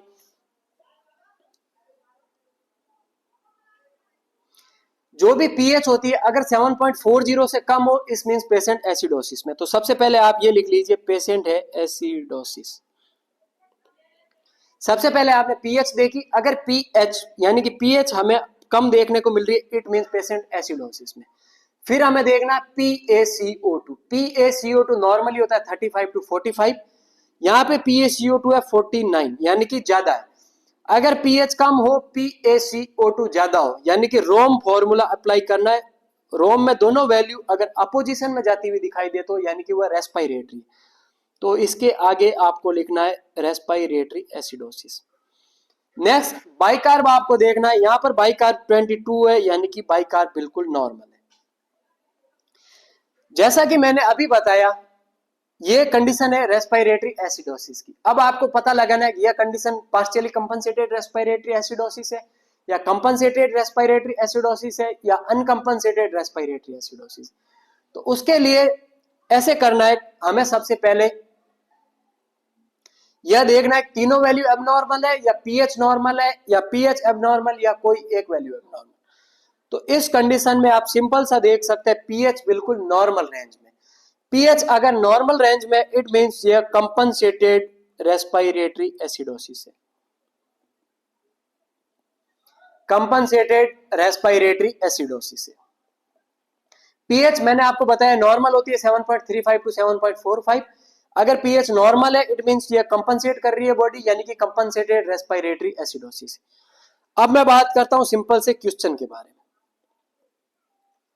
फर्स्ट क्वेश्चन, या क्वेश्चन को सॉल्व करने से पहले अगर मैं थोड़ी सी बेसिक प्रीव्यू के बारे में जानकारी दूं तो मैंने बात की एसिड बेस इम्बैलेंस या बैलेंस के बारे में। एसिड बेस बैलेंस हमारी बॉडी मेंटेन करती है। अगर पेशेंट एसिडोसिस या एल्कनोसिस में जाए तो पेशेंट की डेथ हो सकती है। उसके बाद एबीजी फाइंडिंग के बारे में बात की। एबीजी फाइंडिंग में आपको 2 ml की हिपरनाइज सिरिंज लेनी है, रेडियल आर्टरी पंचर करते हैं और एंगल 90 डिग्री रखते हैं। सबसे पहले पैरामीटर में आपको पीएच देखना है। पीएच पावर ऑफ हाइड्रोजन, अगर पीएच नॉर्मली 7.35 टू 7.45 होती है, अगर पीएच 7.40 से कम हो इट मींस पेशेंट एसिडोसिस में, अगर 7.40 से पीएच ज्यादा हो तो पेशेंट एल्केलोसिस में। नेक्स्ट PaCO2 की बात की, अगर PaCO2 35 टू 45 नॉर्मली होता है, अगर इससे कम देखने को मिले तो पेशेंट एल्केलोसिस में, अगर PaCO2 ज्यादा देखने को मिले इसका मींस पेशेंट एसिडोसिस में। Normal PaO2 82 100 mm of Hg। Bicarb की मैंने बात की, नॉर्मली बाइकार्ब होता है 22 to 26 milliequivalent per litre. अगर मोर देन 27 है इट मींस पेशेंट एल्केलोसिस में, अगर बाइकार्ब 22 से कम है इट मींस पेशेंट एसिडोसिस में। उसके बाद मैंने बात की एक्स्ट्रा सेल्यूलर और इंट्रा सेल्यूलर। एक्स्ट्रा सेल्यूलर बार आपको मोस्ट कॉमन कैटायन देखने को मिलेगा सोडियम और मोस्ट कॉमन एनायन आपको देखने को मिलेगा क्लोराइड, और सेल्स के अंदर मोस्ट कॉमन कैटायन आपको देखने को मिलेगा पोटेशियम और एनायन आपको देखने को मिलेगा फॉस्फेट। एसिडोसिस में पोटेशियम ज्यादा देखने को मिलेगा और एल्कलोसिस में पोटेशियम कम देखने को मिलेगा। यह कैसे होता है ये मैकेनिज्म मैंने अभी आपको समझाई। उसके बाद 4 पैरामीटर के बारे में बात की, respiratory acidosis, alkalosis, metabolic acidosis, metabolic alkalosis. Respiratory acidosis यानी कि रेस्पिरेटरी में आपको रोम रेस्पिरेटरी अपोजिट वैल्यू देखने को मिलेगी, यानी पीएच कम है तो PaCO2 ज्यादा है, और रेस्पिरेटरी एल्कलोसिस मींस पीएच अगर ज्यादा है तो PaCO2 कम देखने को मिलेगी। मेटाबॉलिक एसिडोसिस पीएच कम है तो बाइकार्ब भी आपको कम देखने को मिलेगी, यानी कि मेटाबॉलिक में दोनों वैल्यू इक्वल देखने को मिलेगी। मेटाबॉलिक एल्कलोसिस में पीएच ज्यादा है तो बाइकार्ब भी आपको ज्यादा देखने को मिलेगा। ये मैंने आपको बताया, सबसे पहले आपको स्टेज फर्स्ट में पीएच देखनी है, उसके बाद PaCO2 देखना है, उसके बाद आपको बाइकार्ब देखना है। ये respiratory opposite and metabolic equal. उसके बाद मैंने आपको बताया कंपनसेशन, अनकंपनसेशन और पार्शियली कंपनसेशन। अगर तीनों वैल्यू एबनॉर्मल है, तीनों मींस 3 पीसी एक बैंक में 3 पीसी मींस तीनों वैल्यू एबनॉर्मल, तो पार्शियल कंपनसेशन है। अगर पीएच नॉर्मल है तो कंपनसेटेड है। अगर पीएच एबनॉर्मल और कोई एक वैल्यू एबनॉर्मल है, इट मींस अनकंपनसेटेड है। ये मैंने एग्जांपल के बारे में बात की। अब मैं बात करता हूं एमसीक्यू के बारे में। सिंपल से एमसीक्यू डायरेक्ट एग्जाम में आपको हुबहू देखने को मिलेगा। अब आपने पूरी क्लास देख ली होगी थ्योरी की, अब आप एमसीक्यू निकालने का प्रयास कीजिए। जो मैं 10 से 15 एमसीक्यू लाया हूं, ये सॉल्व करने के बाद आपके पास जो भी गाइड हो, पीआर यादव, एनक्लेक्स, उसमें से आप एसिड बेस इम्बैलेंस में से आप एमसीक्यू निकालने का प्रयास कीजिए। अगर कोई भी क्वेश्चन में आपको डाउट रहे तो आप मुझे नीचे कमेंट सेक्शन में कमेंट कर सकते हैं। पहला क्वेश्चन ये पूछा है, which of the following condition is most likely to cause metabolic acidosis. ऐसी कौन सी कंडीशन है जिसमें हम ये पता लगाए कि ये पेशेंट मेटाबॉलिक एसिडोसिस में? प्रोलॉन्ग्ड वॉमिटिंग, या पेशेंट को प्रोलॉन्ग्ड वॉमिटिंग हो रही है तो पेशेंट मेटाबॉलिक एसिडोसिस में जाएगा, या डायबिटिक कीटोएसिडोसिस, या हाइपरवेंटिलेशन, या एक्सेसिव एंटासिड इनटेक। क्या रहेगा आपका आंसर? जल्दी से आप आंसर देने का प्रयास कीजिएगा। आपका आंसर क्या रहेगा? जैसा कि मैंने बात की मेटाबॉलिक एसिडोसिस के कॉज के बारे में। मेटाबॉलिक एसिडोसिस तब होगा जब मरीज को डायरिया देखने को मिले, या पेशेंट कोई एस्प्रिन ले रहा हो, या कोई पेशेंट मेटफॉर्मिन ले रहा हो। इन कंडीशन में आपको मेटाबॉलिक एसिडोसिस देखने को मिलेगा। अब बात करते हैं इनके ऑप्शन के बारे में। Excessive antacid intake, antacid acid के अगेंस्ट, अगर एंटा एसिड यानी कि एसिड के अगेंस्ट होता है एल्कलाइन नेचर का, यानी कि एंटा एसिड आप अपने आप में एल्कलाइन नेचर का है, तो अगर एक्सेसिव एंटा एसिड इनटेक हो तो पेशेंट जाएगा मेटाबॉलिक एल्कलोसिस में। और यहां पर क्वेश्चन पूछ रहा है मेटाबॉलिक एसिडोसिस, तो ये आपका ऑप्शन नहीं रहेगा।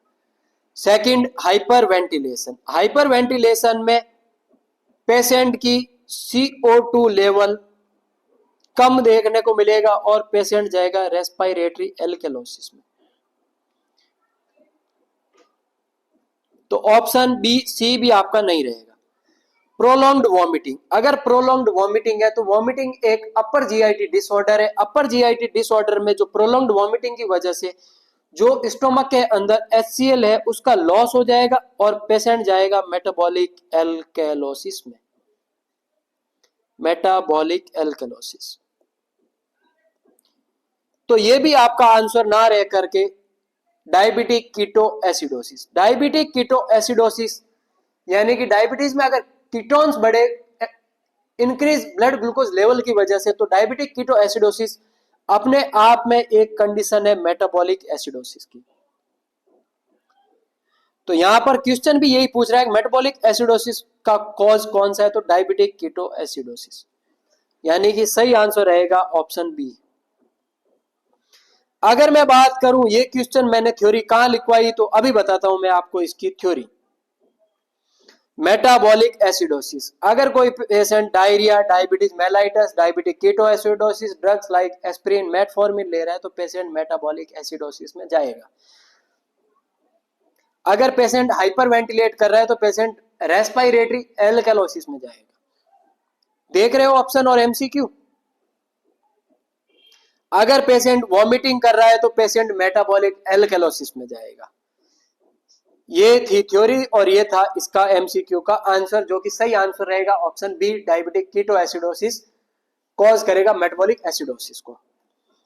नेक्स्ट बात करते हैं अ पेशेंट विथ, बिल्कुल सरकारी क्वेश्चन, ऐसा कॉम्पिटिटिव एग्जाम्स जो कि RML, KGMU, SGPGI, ऐसे सरकारी क्वेश्चन पूछे जाते हैं। सारी दुनिया इसको सही करने का भरपूर प्रयास करती है। मैं चाहता हूं ये क्वेश्चन मेरे सब्सक्राइबर के भी गलत ना हो, इसलिए ये मैं क्वेश्चन लेके आया हूं। एक पेशेंट है जो कि सीओपीडी का है, at risk for which acid base imbalance. आप इस ऐसा मत समझिएगा कि ये क्वेश्चन इजी इजी है, इसके आगे बहुत सारे टफ एमसीक्यू भी मैं लेकर आया हूं। टफ एमसीक्यू को सॉल्व करने से पहले सबसे पहले 1 2 3 एमसीक्यू में आपका थोड़ा कॉन्फिडेंस लेवल बूस्ट हो, इसके लिए मैं चाहता हूं इन क्वेश्चन का जवाब आप खुद दें। एक पेशेंट है जो कि सीओपीडी का है, उसमें कौन सा एसिड बेस इम्बैलेंस देखने को मिलेगा। जैसा कि मैंने अभी आपको बताया, सीओपीडी में पेशेंट में CO2 का रिटेंशन देखने को मिलता है। CO2 रिटेंशन देखने को मिलेगा हाइपोवेंटिलेशन की वजह से। हाइपोवेंटिलेशन की वजह से मरीज में CO2 का रिटेंशन देखने को मिलेगा, और CO2 रिटेंशन की वजह से पेशेंट जाएगा रेस्पिरेटरी एसिडोसिस में। तो सही आंसर रहेगा option A, respiratory acidosis. Metabolic alkalosis बिल्कुल नहीं रहेगा, ना रेस्पिरेटरी एल्कलोसिस ना metabolic acidosis. Next question, which lab values most indicative of respiratory alkalosis। Respiratory alkalosis में ऐसी कौन सी वैल्यू जो कि इंडिकेट करती है एक पेशेंट रेस्पिरेटरी एल्कलोसिस में। जैसा कि मैंने आपको बताया, सबसे पहले आपको पीएच देखनी है। पीएच अगर आप देखेंगे तो जो एल्कलोसिस है, एल्कलोसिस में आपको पीएच मोर देन 7.40 देखने को मिलेगा। और नेक्स्ट आपको देखना है रेस्पिरेटरी एल्कलोसिस को डायग्नोस करने के लिए फर्स्ट आप देखेंगे पीएच, सेकंड आप देखेंगे PaCO2। नॉर्मली PaCO2 होता है 35 to 45 mm ऑफ Hg, आपको PaCO2 देखने को मिलेगा लेस देन 35, यानी कि पीएच आपको बड़ी भी देखने को मिले और PaCO2 आपको कम देखने को मिले तो आप ये आइडिया लगा सकते हैं पेशेंट रेस्पिरेटरी एल्कलोसिस में।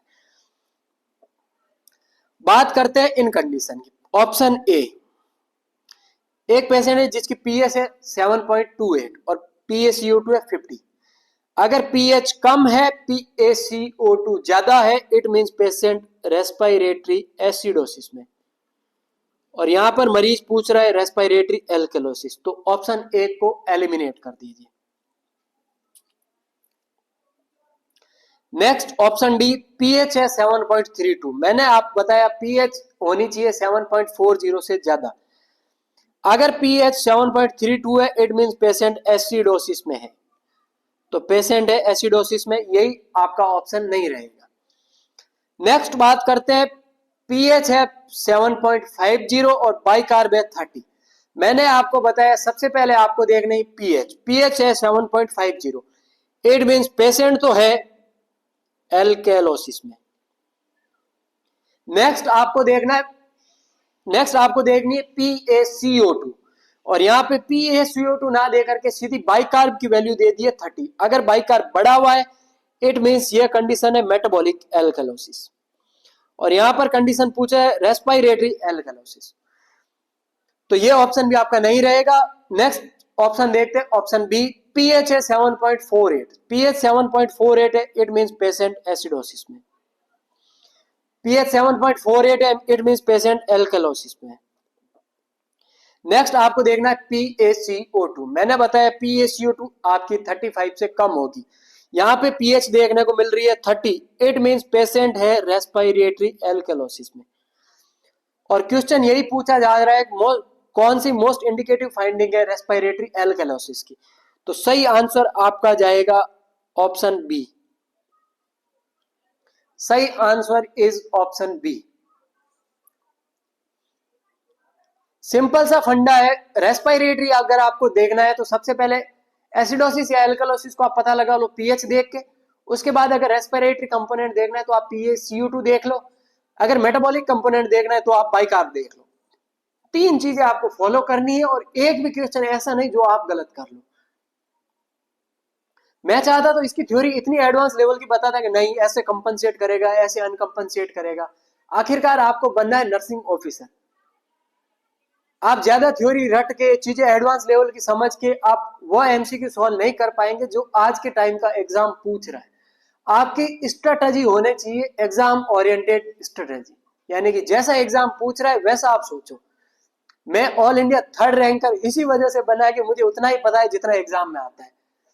ऐसे काफी लोग होंगे, ऐसे काफी प्रतिभाशाली लोग होंगे जिनको बहुत कुछ आता है, मेरे से काफी एडवांस लेवल के होंगे, लेकिन क्वेश्चन कैसे आते हैं और कैसे सॉल्व करना आते हैं वह उनको नहीं आने की वजह से वो आज भी बेरोजगार है। ऐसे काफी सीनियर है जो पिछले 4-4 5-5 सालों से प्रिपरेशन कर रहे हैं, अभी तक कॉम्पिटिटिव एग्जाम्स पार नहीं हो रहा। यह इतनी लंबी नई जर्नी है कि आपको 5 साल लगे, 8 से 10 महीने में यह जर्नी खत्म होनी चाहिए और बिल्कुल डंके की चोट के साथ खत्म होनी चाहिए। रैंक आनी चाहिए आपकी सिंगल डिजिट या डबल डिजिट, यानी कि 1 से लेकर 99 तक आपकी रैंक आनी चाहिए और आप डंके की चोट से सेलेक्ट हो। आप तभी हो पाएंगे जब आपके ये सारे एमसीक्यू टिप्स पर हो। ऐसे एमसीक्यू आपको टिप्स पर रखने हैं। ये अपने आप में बहुत टफ टॉपिक है। ड्रग डोज कैलकुलेशन, अभी तक आपने ड्रग डोज कैलकुलेशन की क्लास नहीं देखी है तो उसको देखिएगा। सिजोफ्रेनिया आपने नहीं देखा है तो एक एमसीक्यू के सेक्शन में मैंने सिजोफ्रेनिया भी करवाया, वो आप देखिएगा। 4-4 लाइन है, एक डिजीज की आप याद रखेंगे तो आप रैंकर बनेंगे, ना कहीं आप एक डिजीज की 100 लाइनें याद रखें। 100 लाइनों को याद रखने के बाद उसको छांटने की क्षमता कम हो जाती है। जो एग्जामिनर पूछना चाह रहा है आप उस पर क्लिक नहीं कर पा रहे। तो ये 3-4 स्ट्रेटेजी आप इसको फॉलो कीजिएगा, आप श्योर सेलेक्ट होंगे। नेक्स्ट, और एमसीक्यू सॉल्व, इस एमसीक्यू आप सॉल्व करने का प्रयास कीजिएगा। सबसे पहले आपको देखना है पीएच, उसके बाद आपके देखना है पीएसयू2, उसके बाद आपको देखना है बाइकार। 3 वैल्यू देखनी है और आपको डायग्नोस करना है। एक पेशेंट है जिसकी पीएच है 7.30, पीएसयू2 है 55, बाइकार्ब है 24। What is the acid base imbalance disorder? कौन सा एसिड बेस डिसऑर्डर आपको देखने को मिलेगा? 7.30, यानी कि पीएच आपको देखने को मिल रही है कम। पीएच कम है, इट मींस पेशेंट एसिडोसिस में है, तो एल्केलोसिस वाले सारे ऑप्शन हटा दो। समझ गए? ऐसे एलिमिनेट करना है। नेक्स्ट आपको देखना है PaCO2, नॉर्मली होती है 35 to 45 mm ऑफ Hg। अगर यहां पर PaCO2 दी हुई है 55 mm ऑफ Hg, यानी कि PaCO2 बढ़ा हुआ है। तो मैंने बात की, और बाइकार बिल्कुल नॉर्मल दिया हुआ है। मैंने बात की रेस्पिरेटरी में अपोजिट वैल्यू देखने को मिलती है, तो ये आपको अपोजिट वैल्यू देखने को मिलेगी, इट मींस पेशेंट है जो कि रेस्पिरेटरी एसिडोसिस में।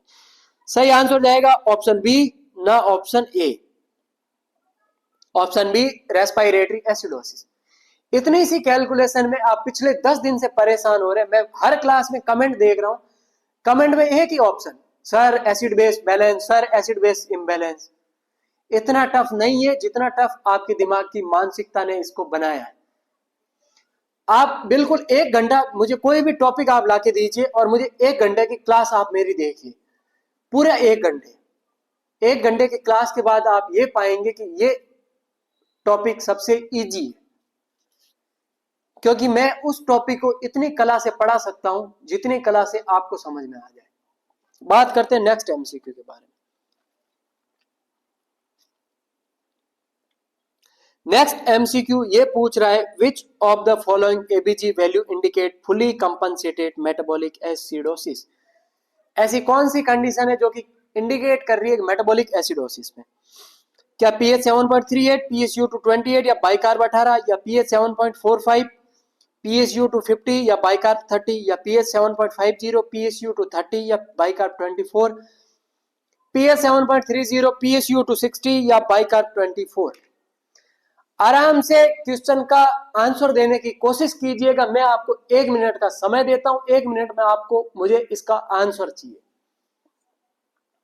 बैठा हूं मैं आपके सामने बढ़िया शांति से, जल्दी से इसको आंसर देने की कोशिश कीजिएगा।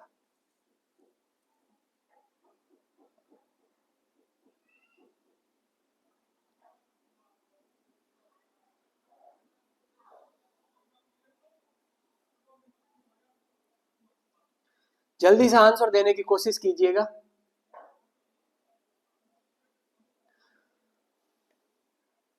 और अभी तक मेरे सब्सक्राइबर इतने नहीं हुए जितने होने चाहिए। अभी तक 947 सब्सक्राइबर हुए और मेरी क्लास हाईएस्ट 8-8 हजार लोगों ने देखी है, एटलीस्ट 1 के सब्सक्राइबर हो तभी मैं लाइव सेक्शन ले पाऊंगा। इसके रिगार्डिंग आपका ये हक बनता है कि आप 1 के सब्सक्राइबर को क्रॉस करवाने का कष्ट करें। जितने भी आपके दोस्त हैं उन दोस्तों को मेरी क्लास शेयर कीजिएगा, सब्सक्राइब करवाइएगा, लाइक करवाइएगा, पॉजिटिव कमेंट करवाइएगा। आपका एक कमेंट मेरे में वही ताकत देगा ताकि मैं नेक्स्ट और कोई टफ टॉपिक लाऊं और आपके एमसीक्यू ऐसे सॉल्व हो टिप्स पे। तो आप थोड़ा सब्सक्राइबर पर ध्यान दीजिएगा, आपका हक बनता है। जहां पढ़ रहे हैं, जहां आपको अच्छा लग रहा है, जो प्लेटफॉर्म आपको अच्छा लग रहा है उसको आप थोड़ा सा प्रमोट करें। अगर आपको इसकी पीडीएफ चाहिए तो मैं आपको मेरे पर्सनल व्हाट्सएप नंबर दे दूंगा, आप मुझे डायरेक्ट उस पर मैसेज कर दीजिएगा। आपको इसी की जो पीडीएफ है, ये फॉर्मेट जो मैं पढ़ा रहा हूं उसी की पीडीएफ मैं आपको व्हाट्सएप या व्हाट्सएप ग्रुप के माध्यम से दे दूंगा। बात करूं मेटाबॉलिक एसिडोसिस की, सबसे पहले आपको देखनी है पीएच। पीएच आपकी होनी चाहिए लेस देन 7.40। तो सबसे पहले जो भी पीएच 7.40 से ज्यादा है उन दोनों ऑप्शन को कट कर दो, ये ऑप्शन कभी सही हो ही नहीं सकते। एसिडोसिस में यानी कि ये पीएच है 7.50, तो ये आप इसको कट कर दो और 7.45 इसको भी कट कर दो। नेक्स्ट आपको देखना है मेटाबॉलिक पैरामीटर। मेटाबॉलिक पैरामीटर की मैंने बात की, उसमें बाइकार्ब आपको कम देखने को मिलेगा, यानी कि मेटाबॉलिक एसिडोसिस में पीएच भी कम देखने को मिलेगी और बाइकार्ब भी आपको कम देखने को मिलेगा। और अब पीछे हमारे पास ऑप्शन रहा ए और ऑप्शन रहा डी। ऑप्शन ए में बाइकार्ब आपको दिया हुआ 18 और ऑप्शन डी में बाइकार्ब आपको दिया है 24। मैंने आपको बताया नॉर्मल बाइकार्ब होता है 22 to 27 milliequivalent per litre, और मेटाबॉलिक एसिडोसिस की कंडीशन में बाइकार्ब आपका कम होना चाहिए, और यहाँ पर बाइकार्ब दिया हुआ है 24, तो ये तो नॉर्मल बाइकार्ब है ना कि कम है। और ऑप्शन ए की अगर मैं बात करूं तो आपका बाइकार्ब दिया है 18, इट मींस बाइकार्ब कम है, तो ऑप्शन आपका सही आंसर रहेगा ऑप्शन ए।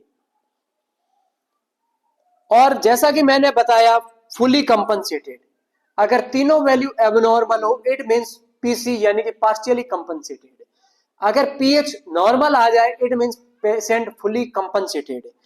पीएच 7.35 टू 7.45 होती है जो कि नॉर्मल रेंज में, तो सही आंसर रहेगा option A fully compensated metabolic acidosis.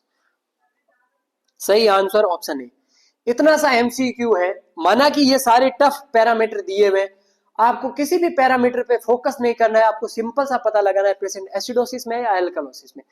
दो ऑप्शन आप ऐसे एलिमिनेट कर देंगे, बात रहेगी तीसरे और चौथे ऑप्शन की, उसको आप बाइकार्ब या पीएसयू2 देख के एलिमिनेट करके आंसर निकाल लेंगे। बात करते हैं एक ऐसा ही एमसीक्यू, पीएच है 7.36, PaCO2 है 60 और बाइकार्ब है 33 milliequivalent per litre. What is the interpretation? आपका क्या इंटरप्रिटेशन है? क्या ये अनकंपनसेटेड रेस्पिरेटरी एसिडोसिस है, या फुली कंपनसेटेड रेस्पिरेटरी एसिडोसिस, या मेटाबॉलिक एल्कलोसिस, या मिक्स टाइप का रेस्पिरेटरी और मेटाबॉलिक एसिडोसिस है? आंसर देने का प्रयास कीजिएगा। एक पेशेंट है जिसकी पीएच है 7.36, आप या तो इसको क्लास को यहीं पर स्टॉप करके आप अपने रफ पैरामीटर लिख के इसको आंसर देने की कोशिश कीजिएगा। आपका आंसर क्या साबित हो सकता है?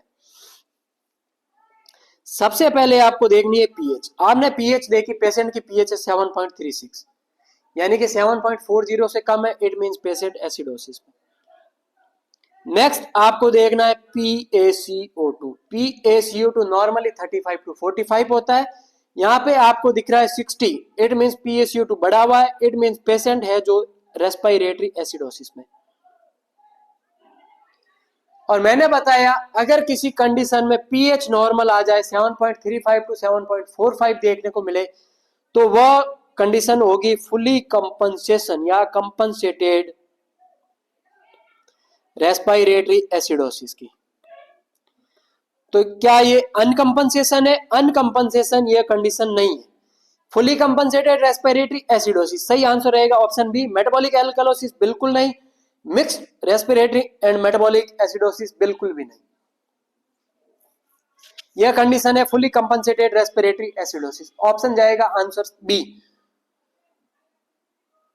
बात करते हैं नेक्स्ट ऐसे ही एमसीक्यू के रिगार्डिंग। अगर आपको क्लास पसंद आए तो मेरा नम्र निवेदन है कि इस क्लास को सब्सक्राइब करवाइएगा, लाइक करवाइएगा एंड शेयर करवाइएगा। अगर जैसे ही मैं 1K सब्सक्राइबर पर पहुंचता हूं तो मेरा चैनल मोनेटाइज हो जाएगा और मैं लाइव क्लास ले पाऊंगा। और मेरी हार्दिक इच्छा है कि मैं लाइव क्लास लूं और चीजों को 2 वे कम्युनिकेशन के माध्यम से पढ़ाऊं। मैं चाहता हूं सारे क्वेश्चन जो भी मेरे चाहने वाले, जो भी मेरे सब्सक्राइबर है, नीचे कमेंट करें मुझे और मैं उन टॉपिक को ला करके उसी समय hand to hand doubt clear करवाने का प्रयास करूं। तो आपका एक सब्सक्राइबर, आपका एक लाइक, आपका एक कमेंट मेरे में वही पॉजिटिव एनर्जी देगा जो आप लोग चाहते हैं। नेक्स्ट क्वेश्चन, एक पेशेंट है जिसकी पीएच है 7.40, PaCO2 40 mm of Hg, bicarb 24, what is the ABG indicate? ABG क्या इंडिकेट करी? क्या ये मिक्स्ड डिसऑर्डर है या नॉर्मल एसिड बेस स्टेटस है या कंपनसेटेड मेटाबॉलिक एसिडोसिस या अनकंपनसेटेड या कंपनसेटेड रेस्पिरेटरी एल्कलोसिस है? आंसर देने का प्रयास कीजिएगा। कौन सा डिसऑर्डर है, एसिडोसिस या एल्कलोसिस? इतना बता दो, एसिडोसिस है या एल्कलोसिस है? जल्दी बता दो, एसिडोसिस या एल्कलोसिस? सबसे पहले आपको देखनी है पीएच। आपने पीएच देखी, मैंने आपको बताया अगर पीएच 7.40 से कम हो तो एसिडोसिस, 7.40 से ज्यादा हो तो एल्कलोसिस। यहाँ पे पीएच दी हुई एग्जैक्ट 7.40, समझ गए मित्र? तो ना ये एसिडोसिस है ना ये एल्कलोसिस है, इट मींस पेशेंट की पीएच नॉर्मल है। मैंने बताया PaCO2 नॉर्मली होता है 35 to 45 mm of Hg। अगर 40 से कम है तो एल्कलोसिस, अगर PaCO2 40 से ज्यादा है तो एसिडोसिस। यहाँ पे पीएच दी हुई 40 यानी कि बिल्कुल नॉर्मल है। मैंने बताया नेक्स्ट आपको देखना है बाइकार्ब। बाइकार्ब देखने के लिए नॉर्मली होता है 22 to 27 milliequivalent per litre और यहाँ पर है 24 मिली इक्विवेलेंट पर लीटर, तो ये भी है नॉर्मल। तो किसी भी प्रकार का जरूरी नहीं है कि सारे ऑप्शन डिजीज से हो, कुछ ऑप्शन नॉर्मल पैरामीटर से भी हो सकते हैं। ऐसा ना हो पीछे जो भी क्वेश्चन का फ्लो चलता आ रहा है आप उस फ्लो के अकॉर्डिंग अच्छा एसिडोसिस एल्कलोसिस, एसिडोसिस एल्कलोसिस, ऐसे नहीं करना है। आपका सही आंसर रहेगा option B, normal acid base status, ना कि ऑप्शन ए, ना कि सी, ना कि डी। समझ गए?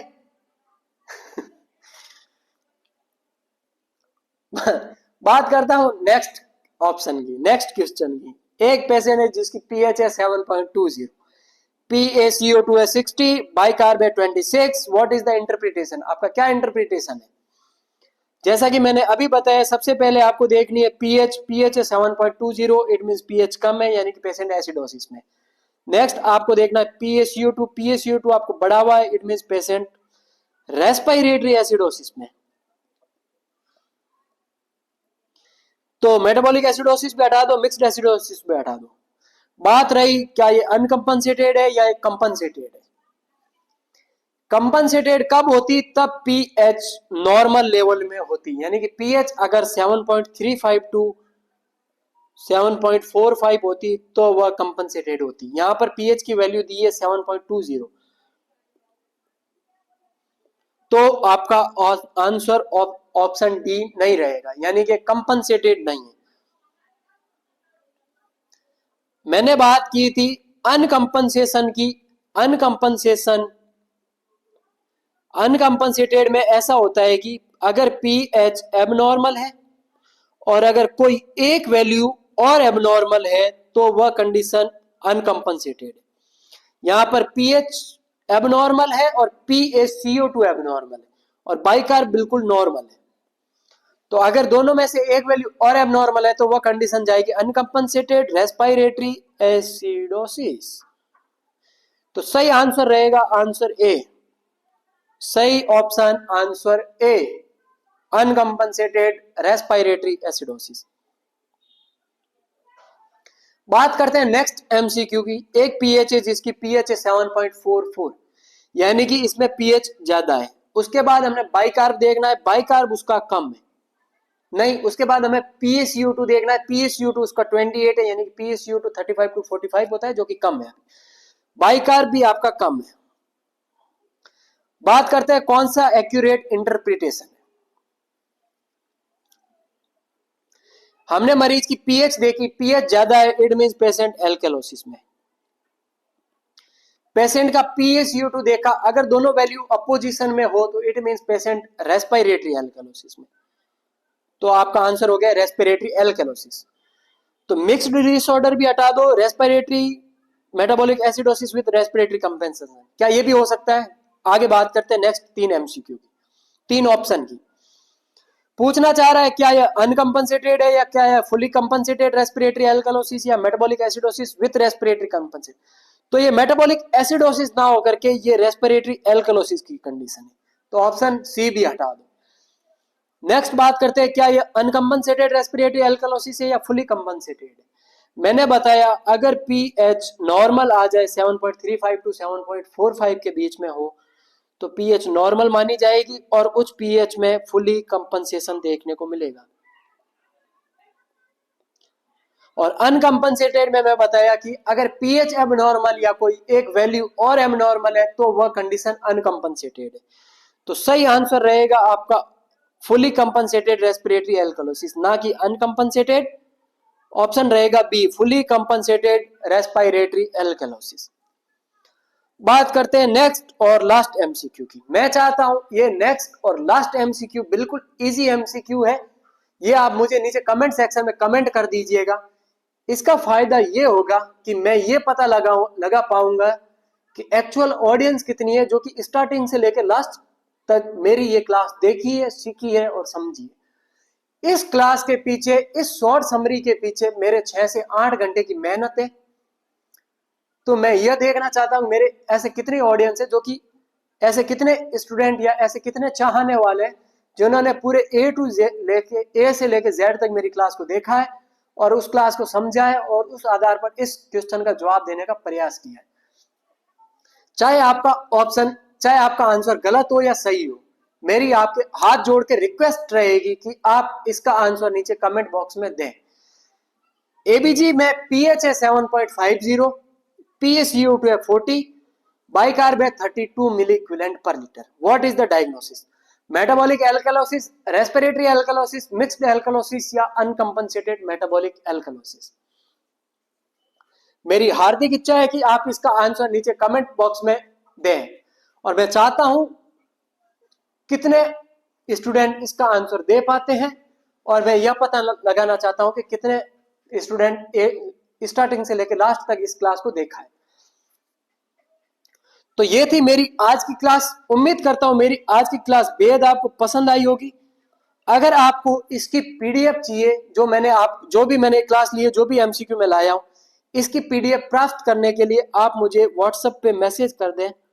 ये मेरे पर्सनल व्हाट्सएप नंबर है। कृपया करके हाथ जोड़ के विनती रहेगी, इसके रिगार्डिंग मैसेज ना करें कि सर एडमिट कार्ड कब आएंगे, सर एग्जाम कब होगा। देखो एक चीज होती है, कोई भी कॉम्पिटिटिव एग्जाम्स की अगर आप प्रिपरेशन कर रहे हैं तो आप प्रिपरेशन करने के लिए आप उन चीजों पर फोकस करें जो चीजें आपके हाथ में हो। अभी आपके लिए ये चीज हाथ में, आप इसको पीडीएफ को प्राप्त कर ले और आप इसको वापस रिवाइज करने में आसानी हो, या पीडीएफ को भले ही आप प्राप्त ना करें तो भी आप आराम से पढ़ें चीजों को, समझ गए। तो सक्सेस का एक सिंपल सा मूल मंत्र है जो कि मैं लास्ट में आपको बताया। लास्ट में इसीलिए बताया क्योंकि जो एक्चुअल ऑडियंस है वो मेरी लास्ट में देखेगी। लास्ट में आप देख रहे हैं, इसका मीन्स आप बहुत भाग्यशाली है।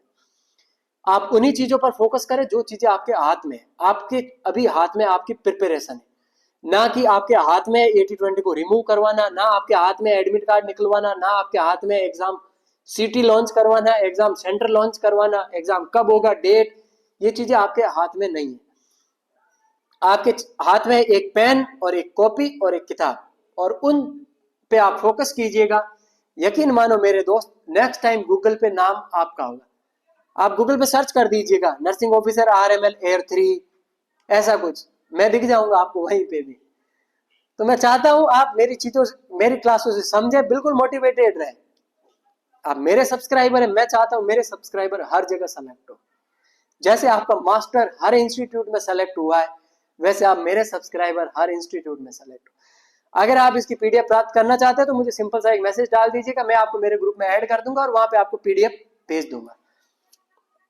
और कोई इसके रिगार्डिंग आपको डाउट हो, प्रिपरेशन के रिगार्डिंग, आप मुझे डायरेक्ट डीएम कर सकते हैं, नीचे कमेंट बॉक्स में कमेंट कीजिएगा।